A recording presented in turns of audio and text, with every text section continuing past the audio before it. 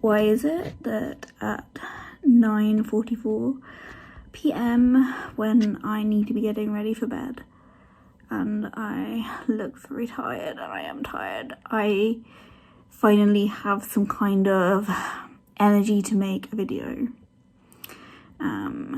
There we go. ADHD and all that, and procrastination, and a little bit of overwhelm of what the hell am I going to make videos on, even though I've been wanting to do this for some time, and now I don't know, put too much pressure on myself or something, and I just decided, you know what, I am just going to show you some books. That's where we are, basically. So, yeah. My 3 favourite books, fiction books, because I've probably read less than 50, yeah, in my life, probably. And it seems to be the ones that are a little bit more controversial / could be guilty pleasures, seem to stick out to me a lot more, and it's just the way it is. Sorry about the way I'm talking, I'm just tired and done for the day, the week, or whatever. Yeah, my three, shall we say 3 of my favourite books, because I just think there's probably so much more great books out there. I just haven't read them. And I definitely don't often feel that I have the same tastes and interests as like what people who typically read a lot of books have. Maybe this one. I think this one's often quite popular, and possibly a guilty pleasure. You know, depending on the way you look at it. Call Me by Your Name. I watched the film and I cried and I was heartbroken, and I was blown away by how beautiful the film is and how it's made, that I could not resist reading the book. So yeah, I read the book and I already knew like what the characters look and sound like and stuff like that, and that's like maybe the disadvantage of watching the film first. But you know, some people say you should watch the film first, some people think that you should read the book first. I don't know, I don't really care.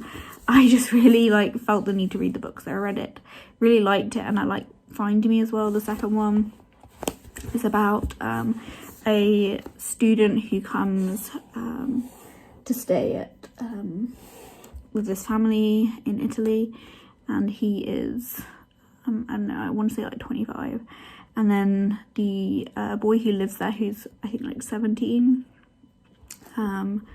over time they end up like falling in love, and this is what the book is about basically. I think it's set in like the 1980s. The music and the cinematography in the movie is just stunning, and the book does not disappoint. The writing, the film does the writing justice. Yeah, it's just wonderful, and there's lots of different like little parts within the film. I'm just talking about the film here. There's little parts within the film that make you really like, if you look into what that might mean, and yeah, I like doing that. But yeah, really nice book. Recommend it to people who like that kind of thing. A second book I'm going to share, which, you know, could be another one that surprises people. I don't know. A Signature of All Things by Elizabeth Gilbert. This book is about a woman who becomes a botanist. It's like the story of her entire life, I think. And yeah, talks a lot about her childhood, and then I think it's in separate parts. I can't remember. It was a few years ago when I read it. I also haven't touched this book. I had it on Kindle, and that's when then I asked for the book for Christmas, and I just haven't read it again. But I will do at some point. But it's absolutely captivating for me. I couldn't put it down. I just wanted to carry on reading it, and that doesn't happen very often with books, I must say. Yeah, I think it's a wonderful book, and I'm just going to read the back because that'd be easier for me. I relate to the character. You know, it's a book that can be quite adult in some places, and this one can be as well. Actually, so can my third one. I'm so tired. I'm getting notifications coming through. Go away. Yeah, so oh my god, what is going on? I'm just connected to the internet or something. I'm just gonna try and ignore them. Really stunning book as well. And the main character is, like I said, like a scientist, and I relate to her thinking style, and I think that she you know, is suddenly becomes very drawn into sort of the more spiritual side of life and giving life meaning. And you know, I've often thought that oh my gosh, I can't talk and I'm so tired. I've tended to be very atheistic, I don't know, something like that, agnostic, whatever, and not really found meaning the way that a lot of people do. And I've, you know, the last few years of my life been really drawn to spirituality in my own more rational way, and get like finding more meaning and appreciation of like nature and life in general, and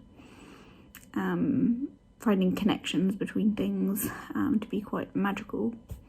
You know, I don't know how else to explain that. It's very not my strong point, clearly. So from the moment Alma Whitaker steps into the world, everything about life intrigues her. Instilled with an unquenchable sense of wonder by her father, a botanical explorer and the richest man in the New World, Alma is raised in a house of luxury and curiosity. It is not long before she becomes a gifted botanist in her own right, but as she flourishes and her research takes her deeper into the mysteries of evolution, the man she comes to love draws her in the opposite direction, into the realm of the spiritual, the divine, and the magical. So that's why this book holds a space in my heart, because it does lead down some more mystical kind of roads, and that's something that, you know, I like to read a lot of books on, like mystical things and occultism and yeah, that kind of stuff, because it really interests me, and I like to add more meaning into life itself, and I find that doing so makes me appreciate life more and gives me more joy, and that should be okay enough, you know, providing that I still have some kind of underlying understanding to justify why I believe what I believe, you know.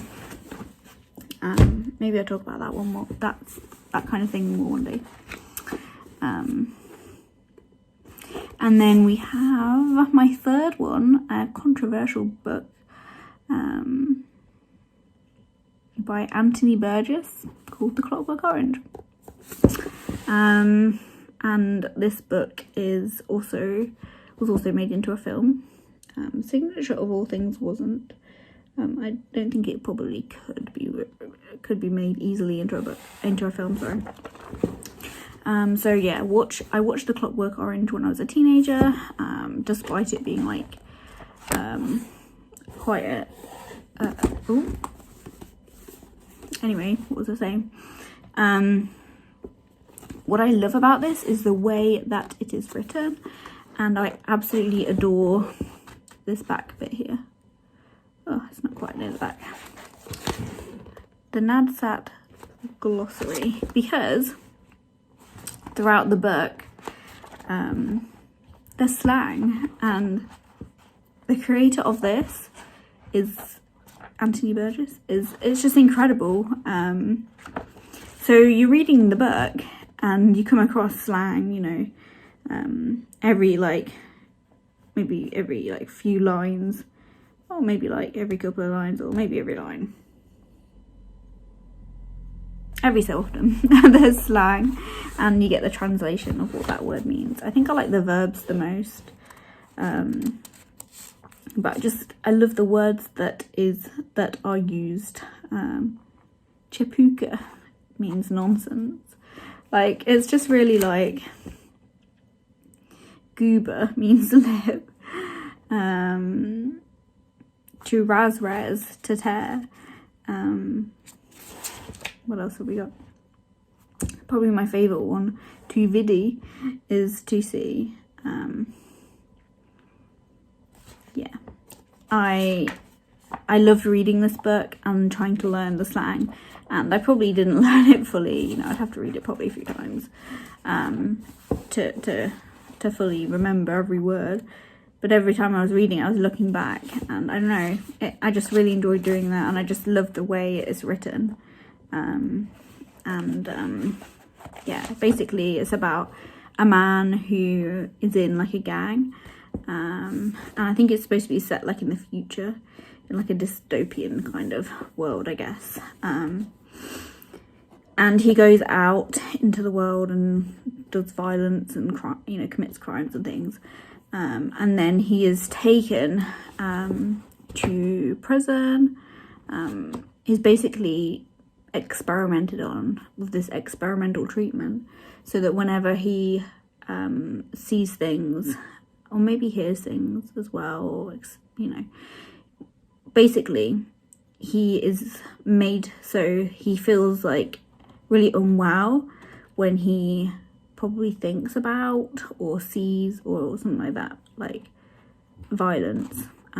So he's like put in front of violent things happening with his eyes wide open, like they're held open, and he's like being given drops probably to like keep the moisture in or something.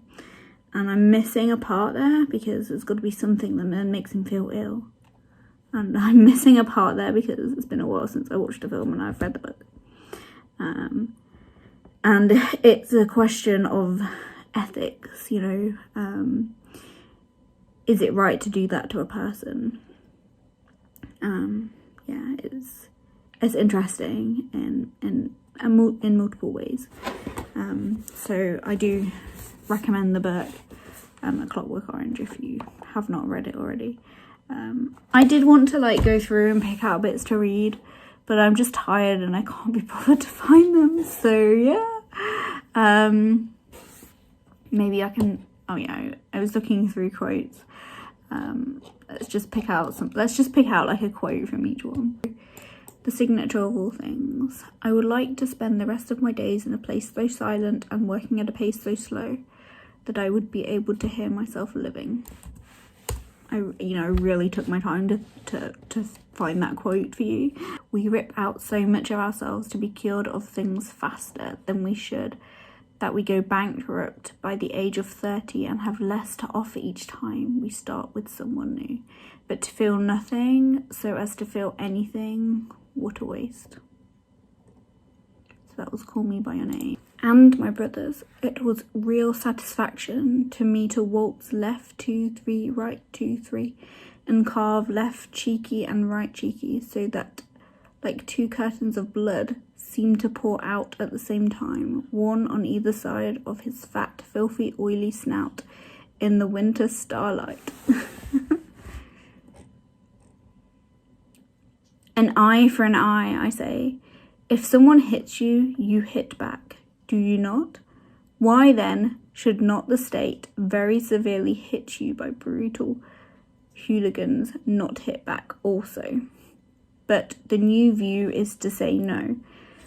The new view is that we turn the bad into the good, all of which seems to me grossly unjust. Ugh, I just love the way it's written. Okay, goodbye.